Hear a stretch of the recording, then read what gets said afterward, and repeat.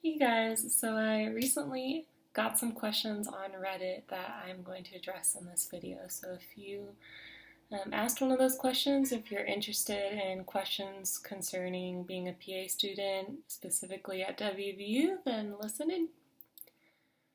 Alright, so my first question that I have is, I'm just curious about how often WVU pulls from their alternate list. Is there anyone in your class that you know that was brought from the alternate list? Yeah, this isn't one that I think I can answer. Um, I'm not so certain that people would know if they were pulled from an alternate list. I know this year, with COVID, people are a lot more talkative about the process on social media, so it was a little bit easier to find out when first acceptances went out and things like that. But last year, I'm not sure. So I'm sorry. I don't know how often they do, but hopefully you do get pulled. And if you don't, please apply again. It's getting tougher and tougher to get into this field, but if you have the passion for it and the drive for it, then you can definitely get in if you keep working towards it. Okay. Let's see. Our next question is, during the didactic portion, how long are your days typically? How many hours have you been studying? Does workload get so heavy where you get very stressed? Thank you. All right. So typically, when we're not in a pandemic, our days are technically from 9 to about 3 o'clock, 9 to 3.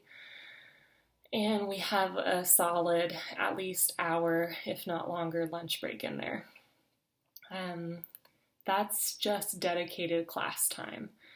We do occasionally have conferences with the pathology residents, and those usually happen at 8 in the morning. And those are usually just once a week, but sometimes they can be twice a week. And then we also have rotations that we do that are thrown in on top of our schedules that either happen before classes or after classes. So in our spring semester, this last semester before summer, we had our gross room rotations where we would rotate into the gross room. It's supposed to be 3 times per student for the semester, but obviously things got cut a little bit short for us. And that's where you're actually in the hospital gross room, grossing real patient specimens from the get-go, which I thought was really cool. Then we also have some morgue rotations where in our anatomical techniques class, when we're learning about grossing a certain specimen, we will meet up at the morgue, usually on a Friday afternoon, and our PA that works over there is able to procure specimens for us to learn how to gross. So we'll meet there. That's usually once or twice a month that we'll do that. We also have an EM rotation, electron microscopy, which was just a one-time rotation in the morning where we went to the electron microscopy lab and they walked us through how they do everything there. And then as part of our histology course, we did 2 rotations, one where we learned how to embed tissue and the other where we learned how to cut it and stain. And that was really cool because then you get to see what happens to your tissue after you're done grossing it as a PA. So it kind of varies. They can be long days and sometimes they'll be extremely short days. The class schedule is set, but you do have all those extra things going on outside of that. As far as how many hours I study, I honestly could not tell you. When I'm not at school and not in class, I feel like I'm studying, and I do try to have time aside from that where I work out or watch TV and have some unwind time, but if I'm not doing that, I'm sitting here looking at my notes. And to follow that, does workload get so heavy where you get very stressed? Yeah, I mean, it's grad school. I think in any type of school situation, you're going to be at least a little bit stressed. Um, and I think the pandemic has probably exacerbated that a bit because all of us are now our own self-motivation. But the teachers are really there for you, and so are your fellow classmates. Like, we're all in the same boat together. No one wants to be doing this online. So it's good to have people to back you up and to help you get to where you want to go. Okay, let's see. All right, next question. What is your favorite thing about the program so far, and what is your least favorite thing about it? Are you happy with your choice, or would you have done things differently? So my favorite thing about this program, and I mentioned this in some of the interviews that I helped with, is that for WVU's program, you are in the gross room your first year. You're learning how to gross real patient specimens, and you're hands-on right away. And that was really important for me because I'm a hands-on learner, as I'm sure most PA students would be, but also because it kind of helps build you up so that when you do go into your clinical rotations the second year, you don't feel entirely scared. I'm sure I'll still be a little bit scared, but you're not terrified to go into it because you've done it before. And so I really like that about WVU. As far as my least favorite thing,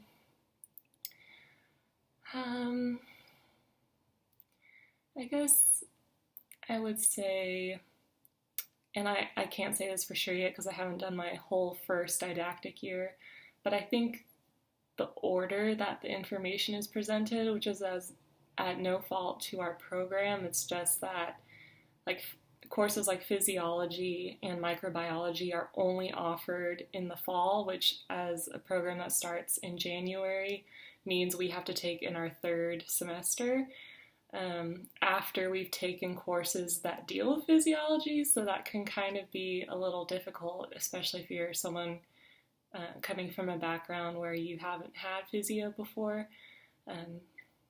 So that's a little weird, but definitely it's still doable. So, but I guess that'd be one thing I would change about it. And then am I happy with my choice? Yes, I am. As I said in my previous video, I applied here to University of Maryland and to Quinnipiac, and I did not hear from Maryland. I actually had to reach out to them and ask, hey, like, I'm still here, what's going on? And that's when they told me, oh, we've already accepted everyone we're going to accept. And I was like, well, geez, thanks for the heads up. But anyways, I'm kind of glad it worked out that way because that pushed me more towards West Virginia, and I hadn't heard from Quinnipiac yet, and I ended up hearing from them after I even had to accept at West Virginia. But I think, again, it was for the best because I'm not really a city girl, contrary to going to undergrad at UCLA. That like really helped open my eyes to not wanting to live in a really busy, crazy place like that. And so Quinnipiac being in Connecticut, small city Connecticut, or small area over there, but really happening and busy, and then of course crazy amounts of snow. I wasn't sure I was ready to deal with that, so West Virginia is like the perfect medium. It's not a small city, it's not a big city, it's right in between, and then it's also very rural, so you can get away when you don't want to be around other people, as I think people in the PA field are. Let's see, next question. What is the hardest part about school so far, and have you done any fun projects? How are clinical sites chosen? All right, so a few different questions here. So the hardest part about school so far, as I kind of mentioned, has been the pandemic, just trying to be your own motivation to get things done and to really hope that things are staying in your memory.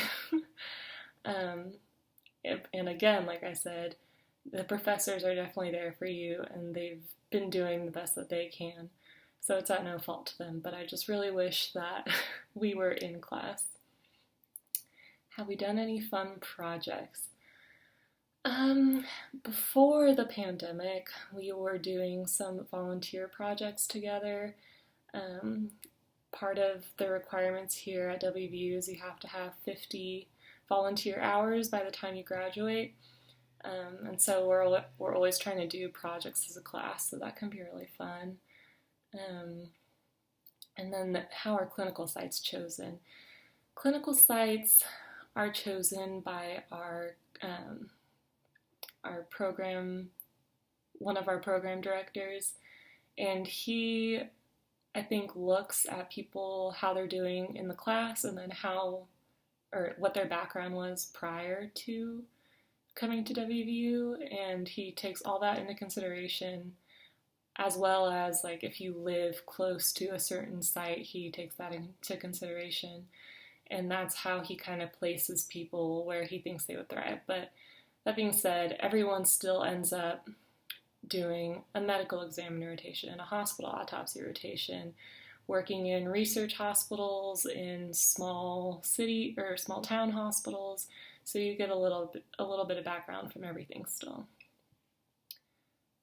Okay. For the incoming class, congrats. For the incoming class, maybe things to study, brush up on, helpful background before classes start. Yeah, so I asked this same thing when I was in your shoes, and the response that I got from most people and most students was, don't. Don't study. Like, go out, enjoy life, enjoy relaxing while you can. And being in your shoes, I was thinking, oh, of course you're going to tell me that, but like, I want to get ahead. No, you don't. You want to take their advice and you just want to relax. Because when you're in school, that's all your life will be, is pretty much school. So I would say sit back, try to enjoy things as much as you can, and then if you really do want to do some light studying, I would recommend brushing up on anatomy for sure, because I think the hardest classes for most people were anatomy, and then this next semester will be physiology, so just knowing all the very small intricate details about all those body systems. Okay, next one. Do you live in a dorm or in an apartment? Neither. So I actually live in a house. I'm renting a house here in Morgantown, which even though I did my undergrad at UCLA, I actually moved here from Austin, Texas. Both of those places are cities, and so of course I was paying way too much to rent a one-bedroom apartment. So moving to West Virginia, oh my God, like everything seems so cheap. So our 3-bedroom, 2.5 bath house here is actually $1,200 a month to rent. That doesn't include utilities or anything, but those aren't too crazy expensive. And if you are looking for apartments in the area, those can be as cheap as $300 a month. And can also be as expensive as renting my house here, with all the extra amenities of like having a pool and a movie room and things like that. All I would say about that for incoming students is definitely get something close to the hospital or health sciences, which isn't hard to do, really. There's a ton of places around here, and you don't have to get them that super far in advance. So yeah, get something close, because they don't clean the snow off the road, so if you do have to drive, you might get stuck somewhere. Yeah, I think that if you have any more questions about housing, definitely shoot me a message or a comment. I'd be happy to answer. And then the last question I have here is, how did you find shadowing? Okay, that's a little bit of a long-winded story that I'd be happy to jump into at another time, but just generally Googled a lot of different places near me and a lot of different hospitals. And I found pathologists' emails. I couldn't find anything specifically about PAs, but I did email those pathologists asking if they knew PAs and if I could shadow. And out of doing that, one of them did email me back with a PA's email. And so I emailed him, and he agreed to meet with me. And he gave me the breakdown of what a PA does, all those things, and he showed me around the lab at the hospital he was working at the time. And he did tell me that unfortunately with HIPAA and everything getting crazier and harsher, that chances of shadowing are kind of decreasing, and that the best way to get experience is to work in it, which I thought was a long shot, but I applied to a bunch of like hospital lab tech type positions, not thinking that I would end up in a pathology lab. And lo and behold, I ended up in a pathology lab in a hospital working with that exact PA, even though I did not plan on that being the case. But yeah, if you are dedicated enough, you can definitely find something. It's just going to take a lot of research and emailing and trying to find people. And I can go into more of that if you'd like. Just shoot me a message or drop a comment. But that's all the questions that I had on Reddit. If you guys have anything else you can think of, definitely feel free to ask, and I'll try to get to that in another video. Thanks, guys, and good luck. Bye.